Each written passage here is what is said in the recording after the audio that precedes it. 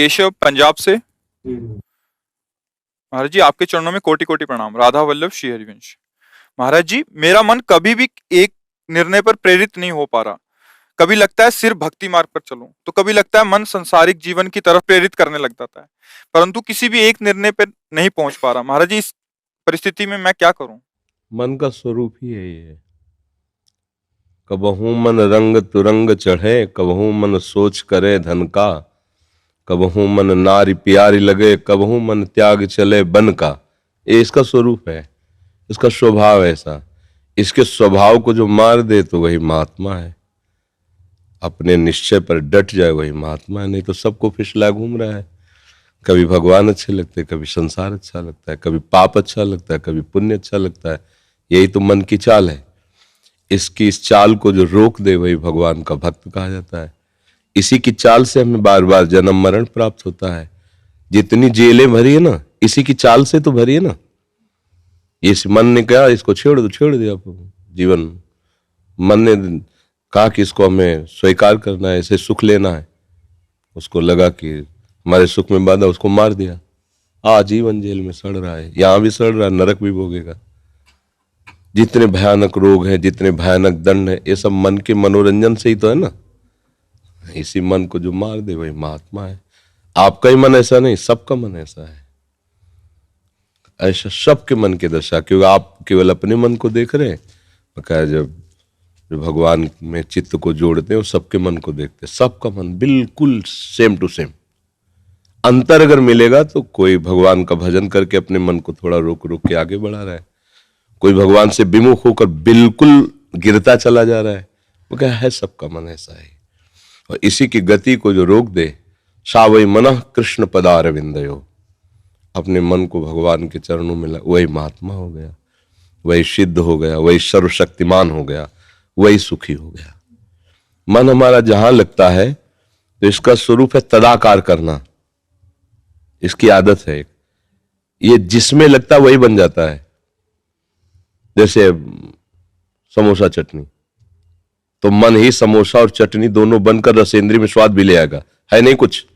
वो सामने बढ़िया गरम गरम समोसा, गरम गरम खाओ, कितना स्वाद है। अब वो एकदम संकल्प है, मुझे अभी भोगना है, मुझे अभी चाहिए। बस इसका काम यही, ये तुरंत वही बन जाएगा जो चाहेगा, यही बन जाएगा कोई भी भोग। और भोग के संयोग के पहले ही तुम्हें सुख का स्वाद कराएगा ऐसा। अब आप पागल हो जाएंगे उस सुख के लिए, बस वो ले जाके दुख में डाल देगा। इसका यही, इसकी चाल को जो समझ जाए वही विद्वान है, इसकी चाल को रोक दे वही बलवान है, और इसको रोक कर भगवान में लगा दे वही महात्मा है। इसलिए नाम जप करो, नाम जप से बल आता है और सत्संग से विवेक आता है। दोनों की जरूरत है। जैसे हम जान गए कि हमें यहां पैर नहीं रखना, अब हमको इतनी ताकत होनी चाहिए कि हम अपने पैर को रोक के इधर बढ़ावें।